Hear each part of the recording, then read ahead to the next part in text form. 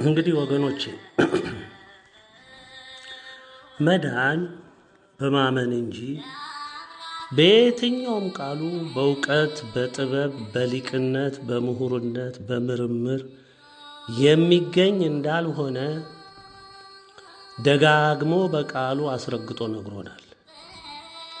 እግዚአብሔር ቸሩ መድኃኔዓለም በእምነት ጽናት ተደነቀ እንጂ እውቀት ባላቸው በነገማልያል በፈሪሳውያን በጻፍት እውቀት አልተገረመም።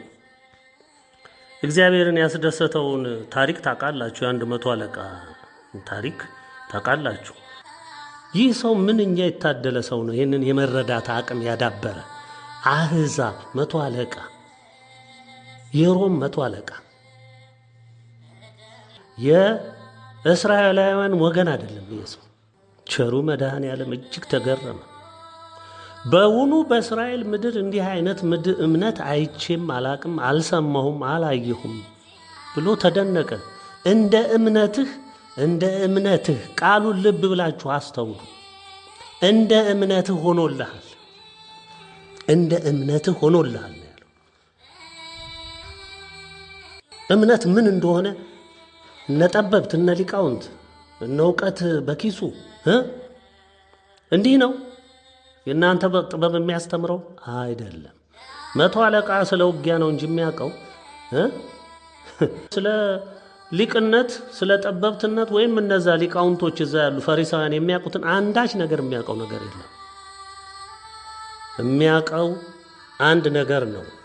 እሱም ቸሩ መድኃኔዓለም በትክክል የሰው ልጅ ሊያድን እንደመጣ እውነተኛ የእግዚአብሔር ልጅ እንደሆነ አምኖ መዳን በሱ ብቻ እንደሚሆን አውቆ አረጋግጦ በልቡ ተረድቶ ቃሉን ሰምቶ ያመነ ሰው ስለሆነ የእግዚአብሔር መንፈስ ስውር ኃይላት በሙሉ በሱ ስር የሚታዘዙ መሆናቸውን በእምነት አይኑ ስላየ ብቻ ነው። ችግር ሲገጥመው ቀጥታ እሱ ነው የሚያድነኝ ብሎ መጥቶ ጠየቀ። እምነቱን ርቀት ይሁት አትሂድ፣ እኔ ከስር ያሉትን ሰራዊቶች እንደማዙሉ አንተም ቃልን ብቻ አውጥተህ ማዘዝ ነው። ያ እንደሚሆን አምናለሁ እርግጠኛም ስለሆንኩ። የዛሬ አማኞች እንዲህ ትላላችሁ? በከፋ ጉዳት ውስጥ ሆናችሁ እንዲህ ትናገራላችሁ? እንዲህ ከአንደበታችሁ ይወጣል? ልባችሁስ እንዲህ ይረዳል? አስደናቂ እምነት። እኔ ከአብርሃም ቀጥሎ የሚያስደንቀኝ እምነት ደግሞ የዚህ ሰው ነው። እርግጥ ብዙ የእምነት ሰዎች ጀግኖች አሉ፣ ደሱ ተመሳሳይም የሆኑ ይኖራሉ አሉ። ገድሉ ያልተጻፈላቸው ያልተዘከረላቸው ይኖራሉ። መቼም ከሰፈረው እውነት ውስጥ ከእግዚአብሔር ቃል ውስጥ ግን የዚህም ሰውዬ በአዲሱ ዘመን በምህረቱ ዘመን አስደናቂውን ሰው ያየሁት ይሄ ነው። እንግዲህ እምነት እንደዚህ ነው። እውቀት አለኝ፣ መምህር ነኝ፣ ሊቅ ነኝ፣ ጠበብት ነኝ፣ እንዲህ እያልክ አደናግር። መቼም በዚህ ዘመን ሚዲያ ተመችቷችኋል። የሰው ማህበራዊ ሚዲያ የሚባል እንደፈለጋችሁ ትቧችሩበታላችሁ። መድረኩ የእናንተ ነው። ምን አንዳች የሚያክል መድብል መጽሐፍ ትጽፋላችሁ። የፍልስፍናችሁ የጥበባችሁ የምርምራችሁን ውጤት ታሰፍሩበታላችሁ። ቃሉን ሺህ ቦታ ሰንጥቃችሁ ተርትራችሁ ዘርዝራችሁ ማስረዳት ትችላላችሁ። እዚህ ውስጥ ግን ቁራጭ ነጥብ የሰናፍጭ ቅንጣት ታክል እምነት ቢኖራችሁ እንዳለው ጌታ ያችን የምታክል ስለሌለ ይህን ሁሉ መጽሐፍና መድብል ስትዘበዝቡ እንድትውሉ አድርጓችኋል። ይሄ የዲያብሎስ የማደንቆሪያው ስልት ስለሆነ በዛው በእውቀት ስም ደንቆራችሁ ይሄዳችሁ ስለሆናችሁ ነው። እንግዲህ ይህንን እውነት የናቀ ትውልድ ዲያብሎስ የወደቀበትን መንገድ መርጦ ያንን የዲያብሎስ ድርሰት የሆነውን በሺህ የተቆጠረ የጨለማ የእምነት መሰል ድርጅት ውስጥ ታጉሮ እግዚአብሔርን እንደሚያመልክ መስሎት ከጠፋ ብዙ ሺህ ዘመን ተቆጥሯል። በየጊዜው በየዘመኑ እግዚአብሔር እውነተኛ ልጆቹንና ባሮቹን እያስነሳ የሰው ልጅ የጠፋበትን መንገድ ከእምነት ተቆርጦ የወደቀበትን መንገድ እንዲነገረው እያደረገ ወደ እውነተኛይቱ የተዋህዶ ኦርቶዶክስ እምነት እንዲመለስ እውነትን እንዲጨብጥ በመከራ የተፈተነችውንም ኢትዮጵያዊነት እንዲያከብራት ሰንደቋን የቃል ኪዳኗንም እንዲቀበል መከረኩ።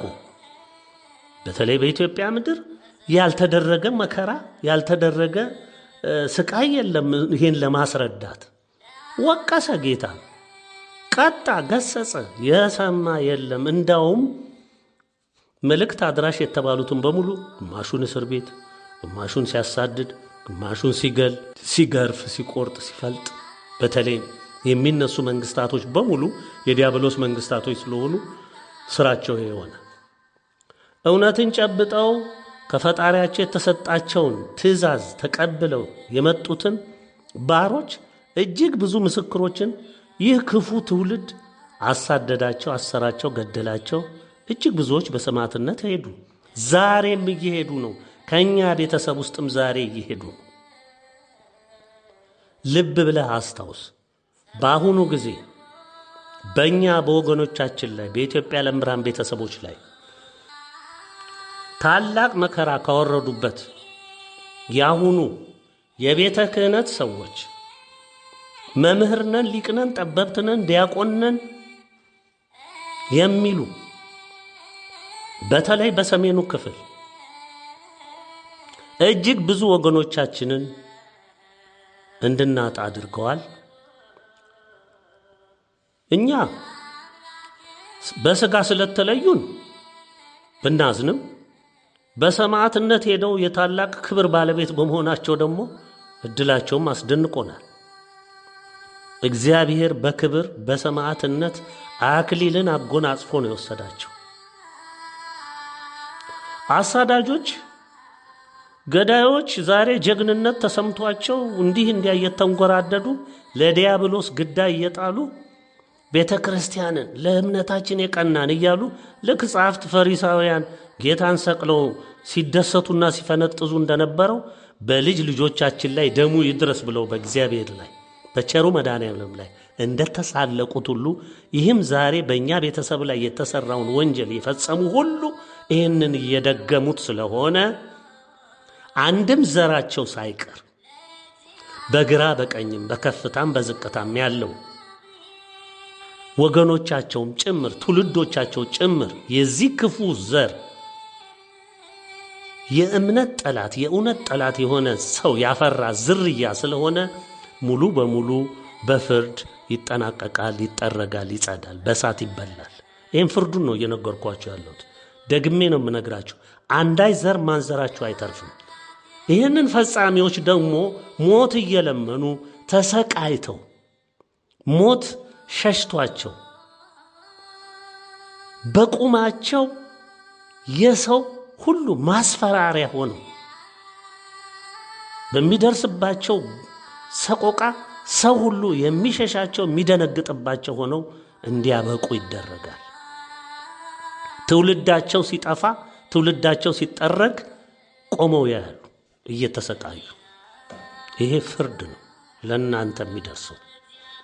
በኢትዮጵያ ዓለም ብርሃን ቤተሰብ ላይ እጅን ሰንዝረህ በእውነተኞች ወገኖቻችን ላይ እጅን ሰንዝረህ ያውም ገለህ ደማቸውን አፍስሰህ አስረህ አንገላተህ ሰድበህ አንጓጠህ ይህ ፍርድ ባንተ ላይ ካልተከናወነ እኛ የሥላሴ ባሮች አይደለንም። ይህ ቃል በእኛ አልተነገረም ማለት ነው። ይህንን ልብ ብለህ ጠብቅ። ማንም ወንክ ማንም አትታለፍም። ዛሬ በኢትዮጵያ ዓለም ብርሃን ቤተሰብ ላይ ያን ሁሉ መከራ ስታዘንቦ የኖራችሁ ሁሉ መደበቂያ የላችሁም፣ መሸሸጊያ የላችሁም። ሰማይ ብትወጣም ትወርዳታለህ፣ ምድር ብትገባም ትወጣታለህ። የምድር ጫፍን ብትበር ከዛም ተጎትተህ ለፍርድ ትቀርባለህ።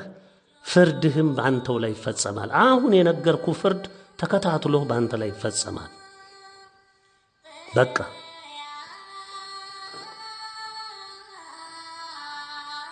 እኛ ምህረት የሚባል በእናንተ ላይ እንዲከሰትም እንዲፈጸምም አንጠይቅም። የበደላችኋቸው ሰዎች በሕይወት ያሉ ከሆነ እነሱ ሊማልዱላችሁ ይችላሉ። በሕይወት ለሌለው በሰማዕትነት ላሳለፋችሁት ግን ምሕረት የላችሁም። ይህንን አረጋግጥላችኋለሁ። ወገኖቼ ዛሬ ለምን ይህንን አነሳን? እኛ በመጨረሻው የእግዚአብሔር መልእክት ለማድረስ ዛሬ ባለው በጠፋው ትውልድ መሃል ተገኝተን እንድንናገር ሲደረግ ከኛ በፊት የነበሩ ወገኖቻችን እውነትን ጨብጠው በፈጣሪያቸው ታምነው የተሰጣቸውን የኃላፊነትና ትእዛዝ ተቀብለው እኛ ዛሬ ከከፈልነው በላይ እየተቀጠቀጡ፣ እየተገረፉ፣ እየተሳደዱ፣ እየተረገጡ፣ እየተገደሉ፣ እንደ ቆሻሻ እየተጣሉ በትውልዱ ላይ እውነተኛ ምስክር ሆነው አልፈዋል። እኛም ዛሬ ይኸው ስደት፣ እስራት፣ ግርፋት፣ ሞት ተፈጽሞብናል። ዛሬ እንደምናየው ከበፊቶቹ የከፋ ትውልዶች የበልጥ እጅግ የከፉ የጠፉ የማይሰማ እንዲያውም ብዙ ዋጋ የተከፈለበትን የእውነት መንገድ አፈርሶ ክዶ በትዕቢት ተገስሎ ከዲያብሎስም በላይ ዲያብሎስ ሆኖ በስተመጨረሻ በሩም ተከርችሞበት የእግዚአብሔርን ብርቱ ቁጣና ፍርድ ሊጠጣ በትዕቢት ተገስሎ ቆሞ የሚታይ ትውልድ ላይ ደርሰናል። ልብ በሉ። በዚህ መጨረሻ የጥፋት ዘመን ላይ እኛ ምስኪኖች ተጠርተን ተናገሩ፣ መስክሩ፣ ቃሌን አድርሱ ተባል 20 ዓመታትን እንደታዘዝነው ጮህን፣ መከርን፣ ነገርን፣ አስጠነቀቅን። የመጣውን የቁጣውን ክብደት ገለጽን፣ ፍርዱንም አሳወቅን። ጊዜው ማለቁን የንስሐ በር ሊዘጋ መድረሱን አሳወቅን። ማን ይስማ? ሰው ከተፈጠረ ጀምሮ እንደዚህ እንደ ዛሬው ያለ የከፋ ትውልድ፣ የጠፋ ሕዝብ፣ ከከሃዲው ዲያብሎስ በላይ ዲያብሎስ የሆነ ትውልድ አልታየም፣ አልተሰማም፣ አልተፈጠረም። እግዚአብሔርን መካድ ብቻ አይደለም፣ የተደከመበትን እምነት ለሺህ ዘመን ሲለፋበት የኖረውን እውነት የእግዚአብሔርን እውነት ሊያጠፋ ዘመተ። ዛሬም በዚያው ዘለቀ። ልትጠፋ ነው ሲባል ማን ነው የሚያጠፋኝ? እግዚአብሔር የለም፣ የሌለ እንዴት ያጠፋኛል ብሎም ተሳለቀ። ወገኖቼ ትውልዱ ይህ ነው። እንዲያውም ስለ እግዚአብሔር የሚሟገቱትን እናምናለን የሚሉትን ሊያጠፋ እየደከመ ይገኛል። ያው የምትሰሙት ነው። 90% ደግሞ አጥፍቷል። እስቲ ዓለምን ዙሩና ሁሉ የጠፋ ትውልድ ነው። የቀረችውንም ሊያጠፋ እየደከመ ነው። እሷም እዚህ ኢትዮጵያ ውስጥ ስለቀረች ትንሽ በቃ ከእውነቷ ጋር ያሉ ሰዎች ጥቂቶች ስላሉ እነሱንም ሊያጠፋ ነው አሁን ትልቁ ትግል ያለው። በከባድ ዘመቻ ላይ ነው ያለው። 90% ነው የዓለም ሕዝብ ውስጥ 90% አጥፍቷል። የቀረችውንም አሁን እንግዲህ እሷንም አጥፍቶ ደግሞ በደስታ ሊሰክር እንግዲህ ለዚህ ነው ምድርም ሰማይም ምስክር የሚሆኑበት በዘመን ሁሉ ያልታየ ጥፋት በታላቅ የእግዚአብሔር ቁጣ ተሞልቶ ተጭኖ የመጣው በዚህ ምክንያት ነው።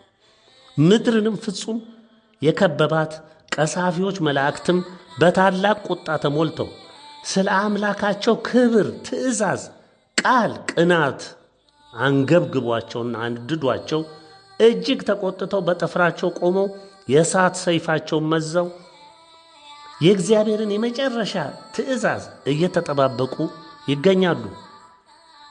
ይህ ስላችሁ በመጠኑም ስራው አልጀመረም ማለት አይደለም። ሙሉ ጥፋቱ በአንዴ መፍሰሱን ስለሆነ ይህ ትውልድ ቢጠብቀው ያ እስኪሆንለት ድረስ አሁንም ስላልሰማ ያንን ሊግቱት ዝግጁ ሆነዋል። እንግዲህ እምቢ ካለ ትውልድ እስቲ ከእግዚአብሔር ኃይለ ቃል አንዳንድ ቃሎችን እንስማቸው። መጽሐፈ መቃብያን ካልዕ ላይ ምዕራፍ 9 እንዲህ ይላል። እግዚአብሔር ያይደለህ ደካማ ሰው ሆይ ለምን ትኮራለህ? ዛሬ ሰው ሆነ የምትታይ አንተ ነገ መሬት አመድ ነህ፣ በመቃብርም ፈጽመ ትል ትሆናለህ። ያንተ መምህር አባታችን አዳምን ስላሳተ የሰውን ሁሉ ኃጢአት ፍዳ ወደ ራሱ የሚመልስ ዲያብሎስ ነውና ዳግመኛም ሲኦል ታገኛለች። ያንተም ኃጢአት የሚሰሩ ሰዎችን ታገኛቸዋለች። ክሳደ ልቡናውን በማጽናትና ራሱን በማኩራት ፈጣሪው ለፈጠረው ለአዳም መስገድን እምቢ እንዳለ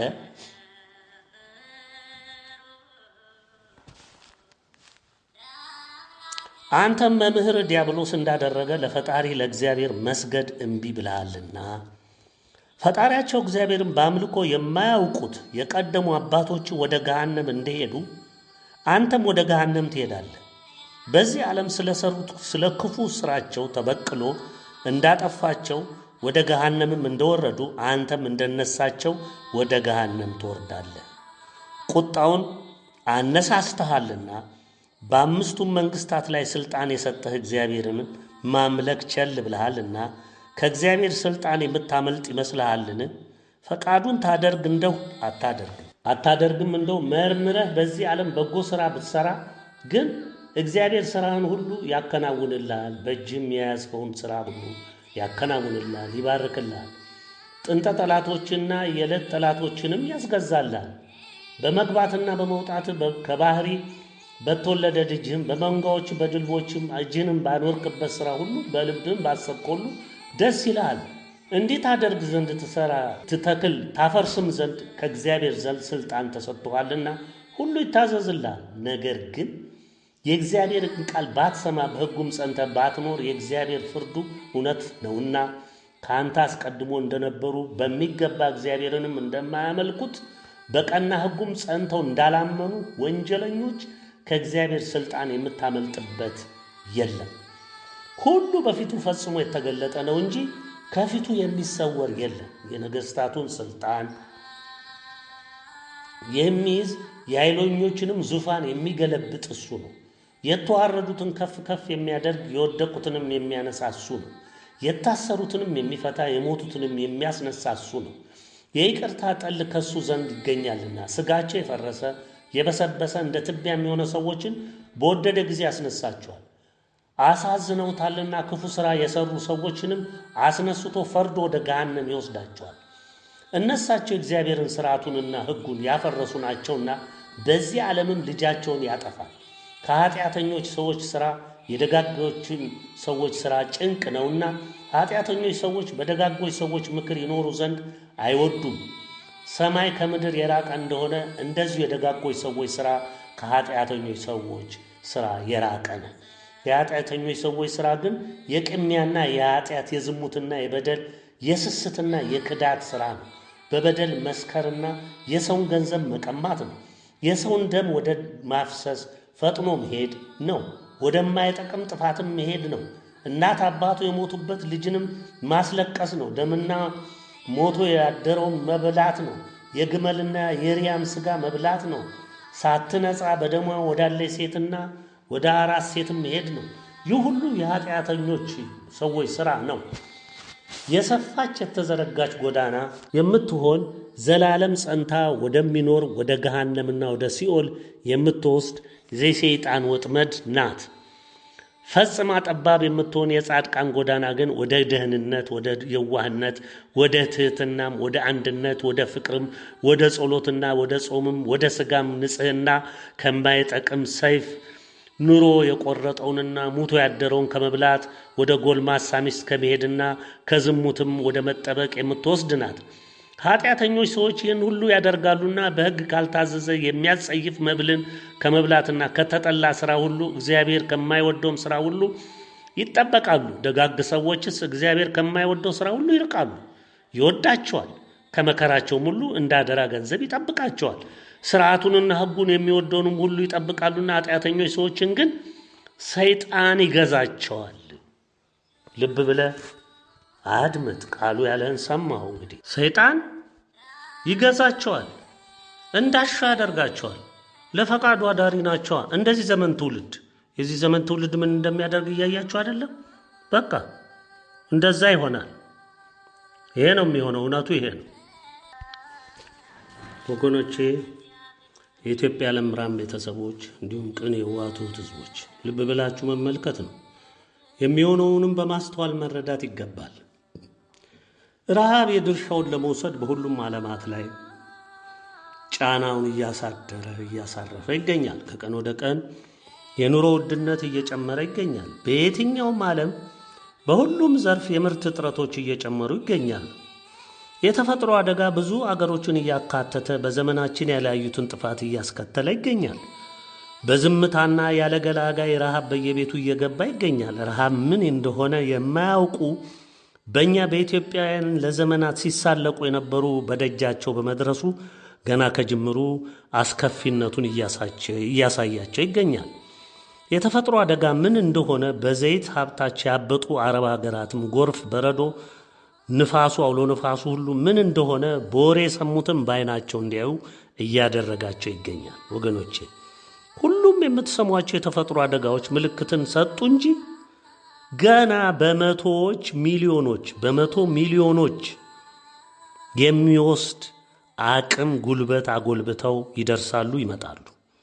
በቅርቡማ እናያቸዋለን። እሳተ ገሞራ የመሬት ነውጥና በከፍተኛ መጠን ገና ይጨምራል። ምድር ውስጥ ዋሻ ሰራው፣ መደበቂያ ሰራው፣ ከኒኩለር መከላከያ ህዝቤን መደበቂያ ሰራው የማይሉት ነገር የለም እንዴ! ይህም ሁሉ እሺ በእነሱ ብልሃት ሰርተውታል፣ በዲያብሎስ ምክር ማለት ነው። እስር ያለውን እሳተ ገሞራ የሚፈላውን ወደ ላይ በምን ይከላከሉታል? የእነሱን ዋሻ ደርሙሶ እዛው እሳት ውስጥ የሚጨምረውን በምን ይከላከሉታል? እሺ አያችሁ፣ የምድር ነውጥ ከስር ነው የሚነሳው። ገለባብጦ የእነሱን ዋሻ ጭምር እዛው እሳት ውስጥ እንደሚጨምረው ግን አትጠራጠሩ። ይህንንም ትሰሙታላችሁ፣ የተረፋችሁ ማለት ነው። የሚተርፍ ሰው ይህንን ያውቃል።